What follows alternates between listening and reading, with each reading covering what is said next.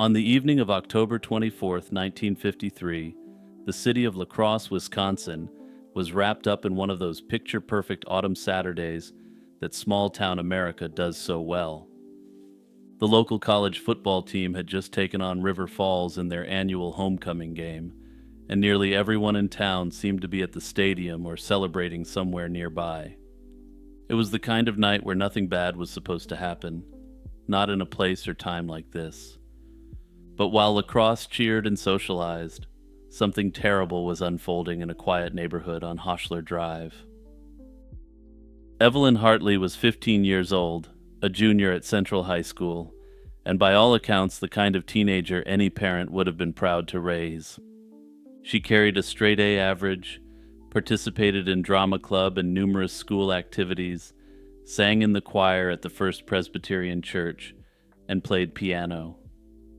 Like many teenagers of the time, she occasionally worked as a babysitter to provide a bit of money to go out with her friends. Her father, Richard Hartley, was a biology professor at Wisconsin State College, and the family had relocated from Charleston, Illinois, to La Crosse in 1949. Evelyn was the youngest of 4 children, though the family had already endured tragedy when one of her older brothers died of polio in 1946. That Saturday night, Evelyn had taken a babysitting job at the home of Viggo Rasmussen, a colleague of her father at the college. The Rasmussens' regular babysitter had plans to attend the homecoming game, so Evelyn was brought in as a replacement, a decision that would prove fateful. She arrived to look after the couple's 20-month-old daughter, Janice, bringing along school books with the plan to study while she slept. The arrangement included a routine check-in call to her parents around 8:30 that evening. It was the sort of simple, trusting agreement families made without a second thought in the 50s. When 8:30 came and went without a phone call, Evelyn's parents grew uneasy, and her father tried calling the Rasmussen house multiple times and got no answer. By around 9 o'clock, Richard Hartley drove over to check on his daughter.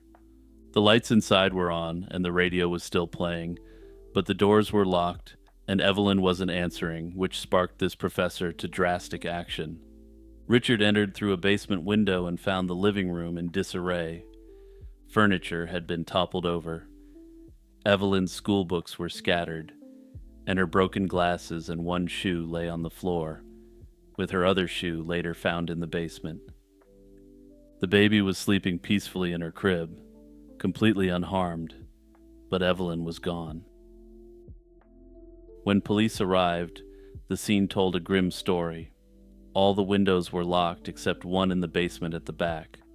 The screen had been removed and was leaning against the exterior wall, and a short stepladder belonging to the Rasmussens was positioned beneath it. Pry marks were found on several other windows. Sneaker footprints were discovered in the basement window box and inside the living room. Initially, it was unclear what had been caused by Richard's attempts to gain entry, and what had been caused by the intruder. Unfortunately, since Richard wasn't yet ruled out as a suspect, this likely caused investigative delays. Blood matching Evelyn's type was found near the basement window and outside in the yard, quickly establishing what direction the perpetrator likely fled in. About 100 feet from the house, handprints were found on a neighbor's garage, providing further evidence and a more accurate starting point for further investigations. Tracking dogs picked up Evelyn's scent and followed it for 2 blocks, where the trail abruptly ended. Investigators concluded she'd likely been placed into a vehicle and driven away by her abductor. One neighbor reported hearing screams around 7 o'clock, but had assumed that this was just some kind of horseplay that was getting out of hand. Unfortunately, due to this incorrect assumption, she didn't alert the authorities at the time, unintentionally giving as much as an hour-and-a-half lead to the abductor. 2 days after the disappearance, a local man named Ed Hofer came forward with a crucial account. Around 7:15 that evening, he'd nearly been struck by a speeding dark green two-tone Buick sedan heading west. Inside, he'd seen 2 men and a girl with one man driving while the other sat in the back seat with the girl, who was slumped forward against the front seat. Hofer had assumed they were headed to the homecoming game and didn't realize what he'd witnessed until news broke. What followed was one of the largest missing person searches in Wisconsin history. Over 2,000 volunteers joined the effort, including law enforcement officers, National Guard members, Boy Scouts, and students and faculty from La Crosse State College. Hunters were told to remain on alert for anything suspicious, and local farmers were urged to search their properties. The Air Force was brought in to provide aerial support, supported by civilian operators who volunteered their time and their planes to the effort. Investigators also launched a wide-ranging vehicle inspection program aimed at checking every car in La Crosse County, though this would be controversial. Recent graves were even reopened to determine whether Evelyn's remains had been concealed within them. A reward fund was established, and community members quickly contributed over $6,000, equivalent to roughly $80,000 today. In terms of evidence, a pair of undergarments which may have belonged to Evelyn were found during the search, though this connection could never be definitively proven. Perhaps the most significant physical evidence was a pair of size 11 blood-stained Goodrich sneakers. The suction cup pattern on the soles closely matched the footprints at the crime scene, and the blood matched Evelyn's type. The Goodrich Company identified the shoe model as the Hood Mogul, sold across 5 Midwestern states. A denim jacket was also recovered nearby, and both items were displayed to an estimated 10,000 people across the region, but nobody could identify them. In May 1954, authorities took the extremely controversial step of administering mass lie detector tests to male students and faculty at Central High School. They'd planned to test over 1,700 individuals, but halted after roughly 300, facing significant backlash and threats of lawsuits. Evelyn's father and Viggo Rasmussen both took polygraphs and passed, and they were both eventually completely ruled out as suspects. In a cruel twist, the Hartley family became the targets of an extortion attempt when a young man tried to sell them fabricated information. He was subsequently arrested for this and convicted for a variety of offenses as a result of this disturbing attempt to enrich himself from the tragedy. The most famous suspect emerged in 1957 when Ed Gein was arrested in Plainfield, Wisconsin, roughly 100 miles away. And I should make it clear here right from the start that he's often been depicted as definitively being responsible for Evelyn's disappearance. But more on that shortly. In fact, as you'll see, I personally believe that there's absolutely nothing to suggest that he was involved in this crime, in any way whatsoever. That said, after police discovered human remains and horrifying artifacts in his home, a connection to Evelyn's disappearance seemed plausible at first. Ed Gein had been born in La Crosse, reportedly had family nearby, and some residents claimed to have seen him in the city on the day Evelyn vanished. However, detectives determined he wasn't in La Crosse that night, and Evelyn didn't match his known victim profile. His 2 confirmed victims were women in their 50s, and most of his other confirmed crimes primarily revolved around grave robbery. Notably, even the graves he robbed were from women who resembled his mother, not from anyone around Evelyn's age. Investigators found no physical evidence linking him to Evelyn, and he passed a polygraph test. Further, Gein wasn't known for working with others, and if Hofer's witness statement is accurate, 2 men were involved in this crime.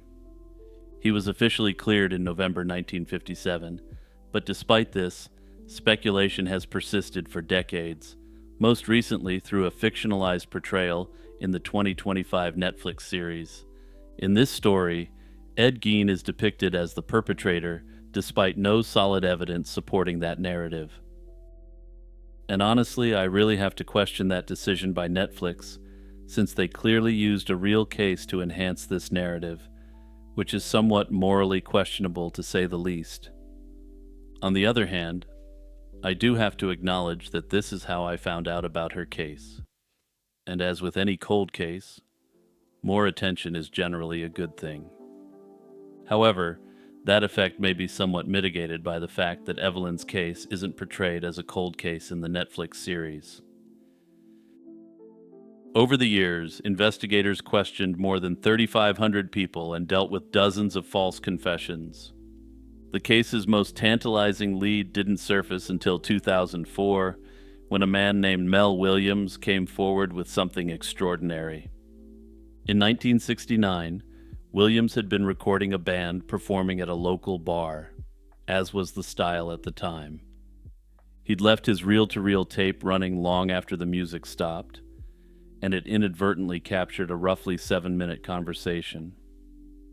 On this tape, there was a man identifying himself as Clyde Peterson, a man named Jack Gallfair, and an unnamed third party, all implicated in Evelyn's slaying.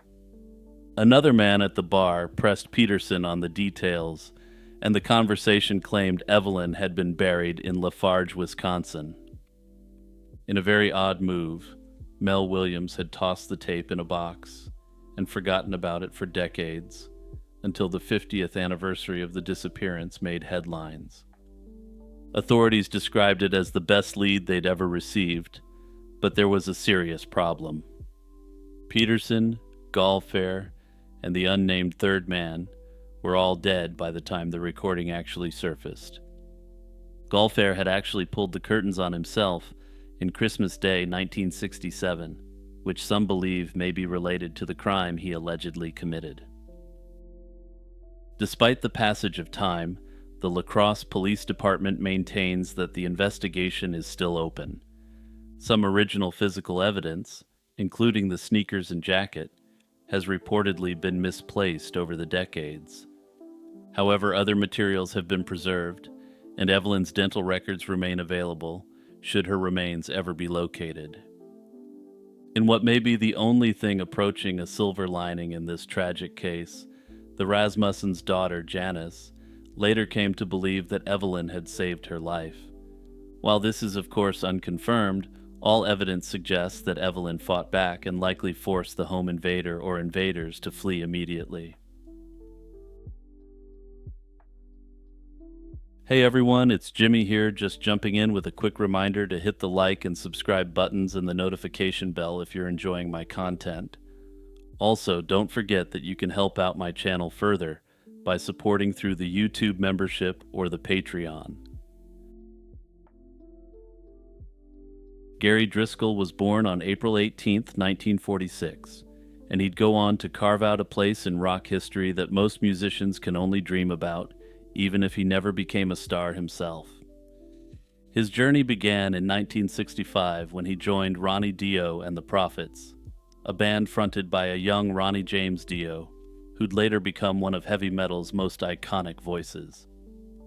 The group cycled through a series of name changes, the Electric Elves, the Elves, before settling on Elf in 1969. Through every transformation, Driscoll remained behind the kit, anchoring the music with a rhythm and blues-influenced style that set him apart from harder-edged drummers of the era. Elf caught the attention of Deep Purple bassist Roger Glover, who produced all 3 of the band's studio albums. They weren't arena-filling superstars by any stretch, but they'd built a solid following and a respectable touring circuit across the Northeast. Everything changed in 1975 when Deep Purple's legendary guitarist Ritchie Blackmore came calling. Blackmore had grown restless and disillusioned with Deep Purple, and he saw in Dio the perfect frontman for his next venture. He recruited the entire core of Elf to form what would become Rainbow. The resulting debut album, Ritchie Blackmore's Rainbow, was a critical success that still holds up decades later, and Driscoll's drumming was a key part of its foundation. But here's the cruel twist. The album never led to a tour, and Blackmore fired everyone except Dio almost immediately after the recording sessions wrapped. The widely accepted explanation is that Driscoll's more relaxed style didn't mesh with the harder direction Blackmore envisioned. He was replaced by Cozy Powell, a thunderous British rock drummer who fit Blackmore's vision more neatly. Former band members were furious, feeling they'd been used as leverage to secure their legendary frontman's services and then discarded. Unfortunately, that first Rainbow album would prove to be the high water mark of Gary Driscoll's career. The years following his dismissal from Rainbow weren't kind to Driscoll professionally. He played with a number of regionally acclaimed bands in the northeastern United States throughout the late 70s and early 80s, but none of these efforts led anywhere significant. Regardless of his lack of mainstream success, he was still highly respected and was, in essence, still able to live his dream, at least to a degree. By the mid-80s, though, it became clear that he was never going to get another shot at rock immortality. He settled into a modest life in Newfield, New York, a rural community about 9 miles south of Ithaca in the Finger Lakes region. He took up tile installation and supplemented his income with occasional session drumming. People who knew him in Ithaca remembered him as easygoing and friendly, a regular at local bars where he was still able to bask in his star power. He wasn't bitter about how things had gone by any means. He was just a guy who'd had his shot at the big time, came close, and was now getting by.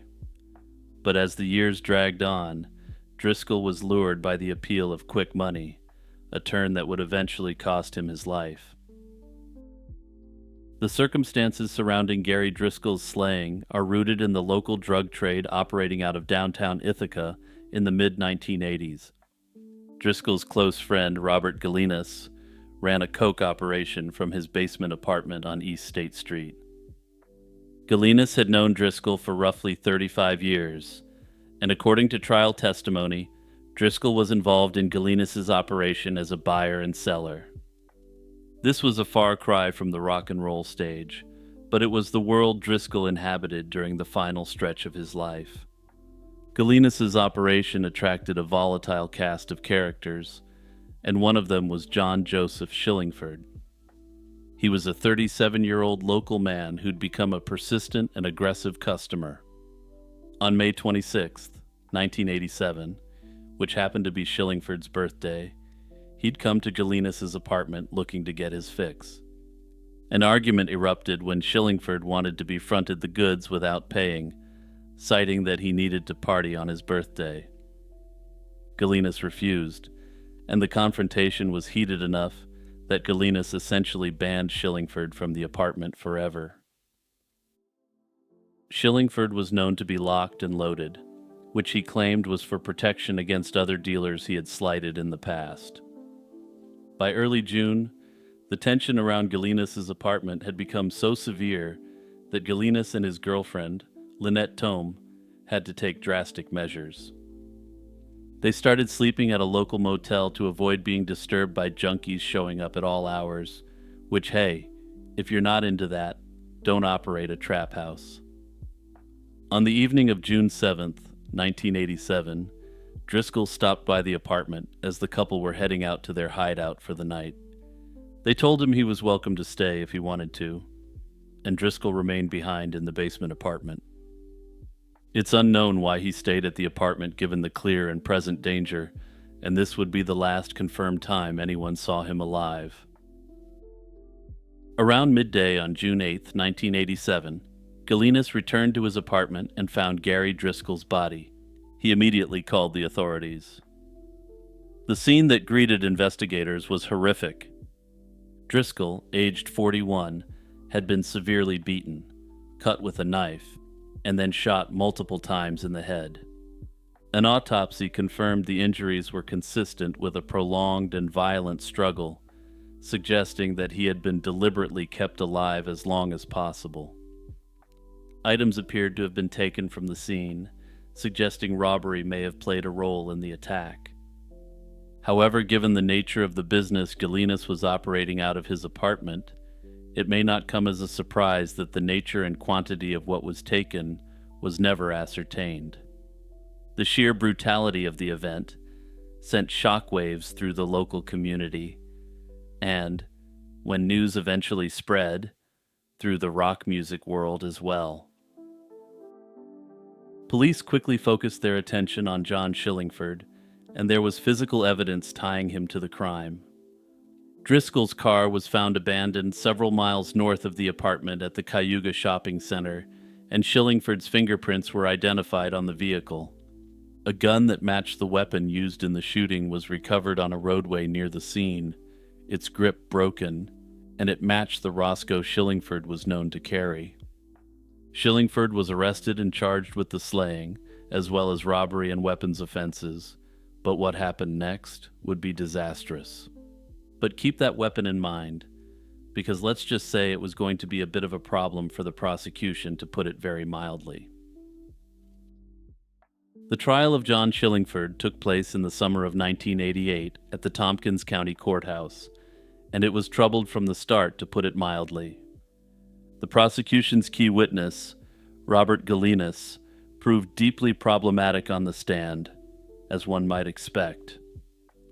Facing his own pending drug charges, Galinas repeatedly invoked his Fifth Amendment right against self-incrimination during nearly 2 hours of testimony. This actually ended up frustrating both the prosecution and the defense, since Galinas completely shut down cross-examination by taking the Fifth. The Ithaca Journal, the local paper, reported that the defense attorney expressed open exasperation with the witness's refusal to answer questions, calling the proceedings a charade. But the defense attorney really didn't need any testimony whatsoever from this alleged local kingpin, since he had a much better defense in mind. But it was the physical evidence that ultimately doomed the prosecution's case, and Shillingford's defense attorney mounted a forceful challenge to the weapon's evidence. The weapon had been found on a roadway with its grip shattered, and grip fragments were also discovered in a field. The defense alleged that police investigators had planted pieces of the broken grip at the crime scene. Specifically, the police file indicated fragments of the grip were reportedly found on the carpet of the apartment days after the initial search. This was problematic because there was an extremely thorough search immediately after the crime was reported, and the grip fragments weren't there then. This was a devastating blow to the prosecution's credibility, so much so that it eventually resulted in a special prosecutor launching an investigation into the conduct of the police. The defense lawyer was ultimately successful in having all the physical evidence related to the weapon discarded. That meant that the jury had a star witness who took the Fifth at every possible occasion and no weapon. By way of reminder, the prosecution has to prove their case beyond a reasonable doubt. And with the foundations of the case gone, they were essentially working on vibes alone. Because of this, the jury ended up acquitting Shillingford on all offenses, potentially setting a guilty person free. In the decades since the acquittal, the slaying of Gary Driscoll has taken on a life of its own in certain corners of the internet and in the rock community. Some accounts have suggested that Driscoll was flayed alive, though there's no credible evidence to support these extreme claims. One particularly persistent theory involves a ritualistic satanic sacrifice, a rumor that appears to trace back largely to statements made by Jeff Fenholt. He was Driscoll's former Bible Black bandmate, who later became a born-again Christian and an evangelist. He repudiated all his previous affiliations with the metal scene and claimed that the music was the work of the devil, at least in the way it was generally played. But he theorized that this weapon that was released on the world could be repurposed into Christian heavy metal, transforming this allegedly satanic music into something godly. Fenholt claimed Driscoll was to be his drummer on an upcoming album, and that the forces of the Dark Prince decided to take him out to stop him from spreading the good word. Under this theory, the perpetrators were actually cultists who were into heavy metal music. Unsurprisingly, contemporaneous newspaper reports from Ithaca, however, describe nothing of the sort, and there's no indication that law enforcement ever investigated a cult angle. More grounded theories focus on the slaying being connected to the business operating out of Galenas's apartment. Some accounts indicate that a second suspect, described as a person of interest, fled the United States before charges could be brought. This individual has never been publicly identified by authorities, and no further arrests have ever been made. Others believe that the police had, in essence, framed the perpetrator, though I do need to stress that Shackelford was found not guilty in a court of law. At the end of the day, Gary Driscoll's case is, in essence, not only an unsolved mystery, but an unsolvable mystery. Given the evidence tampering that took place, any potential future trial would be tainted by the investigative misconduct. Further, if Shillingford was actually the one who committed the crime, double jeopardy is in play, and he couldn't be brought to trial again regardless. That said, I don't necessarily think the evidence supports the fact that he actually committed the crime at all. Gary was staying in a trap house that was so dangerous that Galenas and Tome had decided that it wasn't safe to stay there overnight. Shillingford was just one of many distraught addicts who attended the apartment and apparently caused serious problems. There's also the fact that an unknown quantity of substances were taken as well, which may indicate that a business rival may have hit the apartment. It's also possible that Galenas may have tried to double-cross his supplier and that he was actually the intended target of the attack. Here's a question that's haunted scientists, theologians, philosophers, and just about every curious person who's ever looked up at the night sky. How did life begin? Not how it evolved or diversified, but how did the very first living thing emerge from a planet that had absolutely nothing alive on it? This is the mystery of abiogenesis, and it remains one of the most profound unsolved puzzles in all of science. Abiogenesis refers to the natural process by which life arose from non-living matter. It's a concept sitting at the intersection of chemistry, biology, geology, and even astronomy. And despite decades of progress, we still don't have a definitive answer.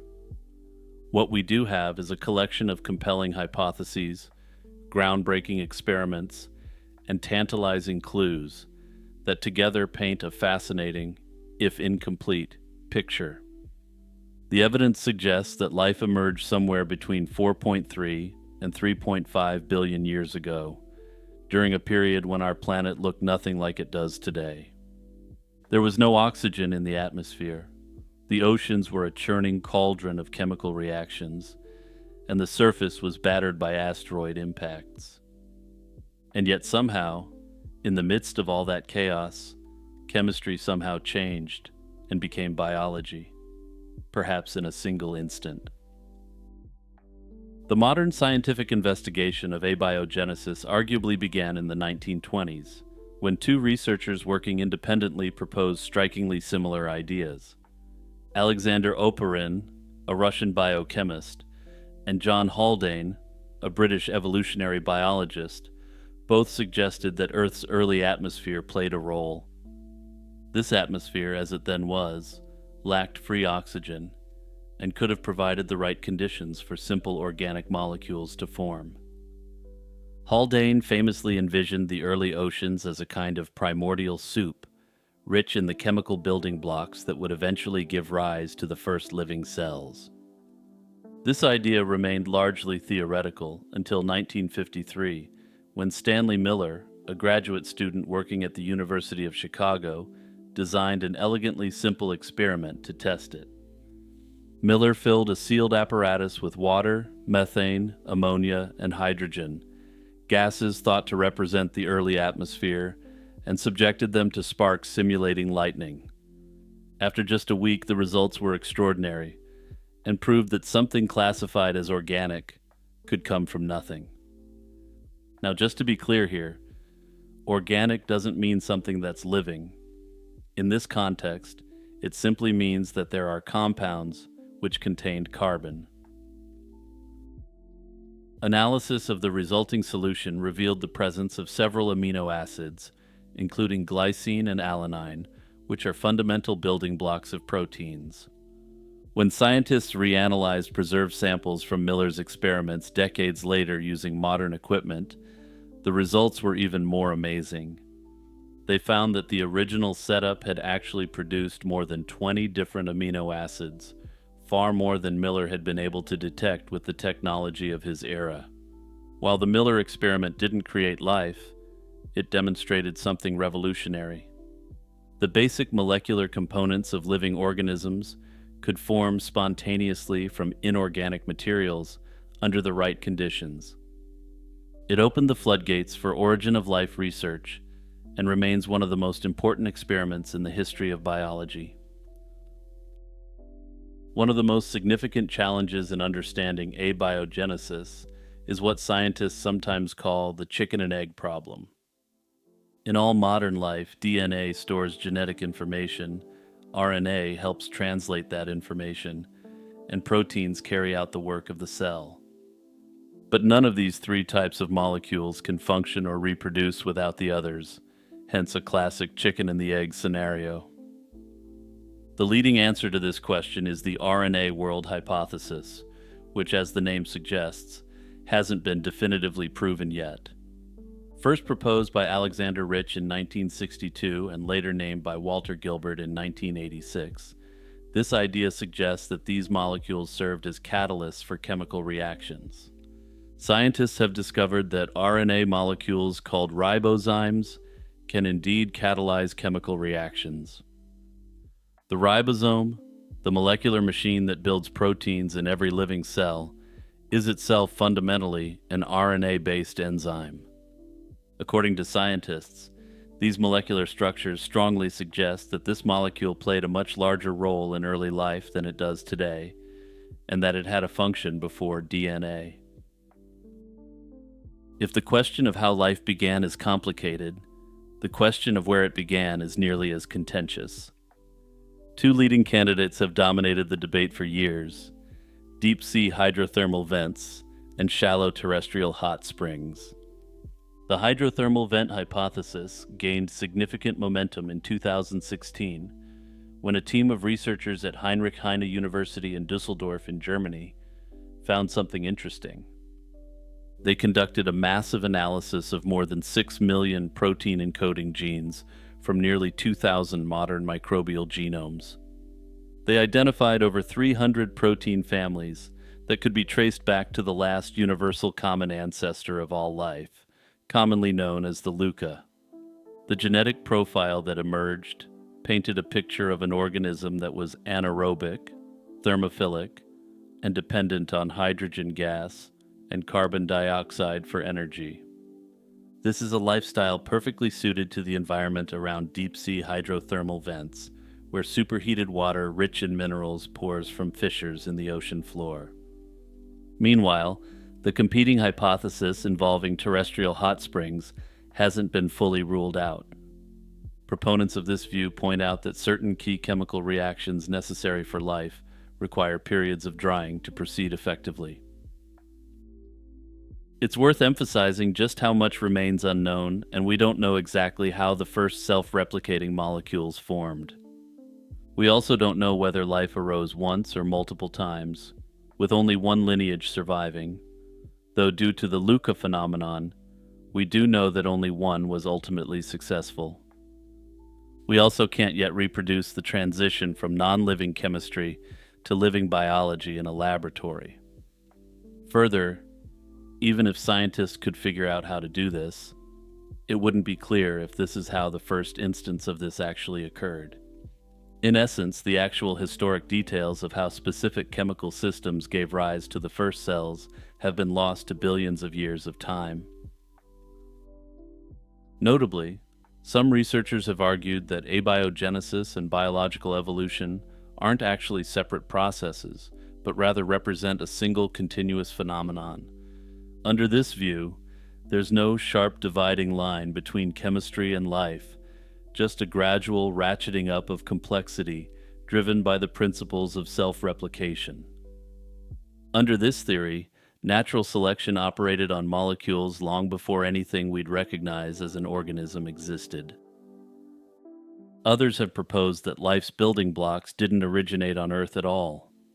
The panspermia hypothesis suggests that organic compounds, or even simple organisms, were delivered to our planet by meteorites and comets. We do know that there was a very long period of heavy bombardment in the early solar system, which makes this theoretically possible.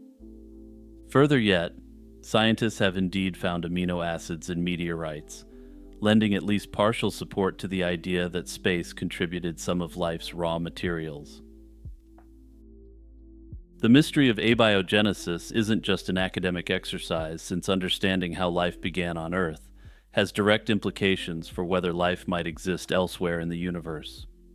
If the process was relatively straightforward, as some recent research suggests, then microbial life could be common throughout the cosmos. Jupiter's moon Europa and Saturn's moon Enceladus both have subsurface oceans and hydrothermal activity, conditions that mirror what we believe existed on early Earth. In the end, though, we may never know the full story of how life began, since the evidence is ancient, fragmentary, and ultimately incomplete. But with each passing year, scientists chip away at the mystery a little more, closing the gap between the lifeless chemistry of a young planet and the first faint stirrings of something alive. If this puzzle can be solved, we will likely have a much better understanding of our place in the universe and what other life may exist, even in our own solar system.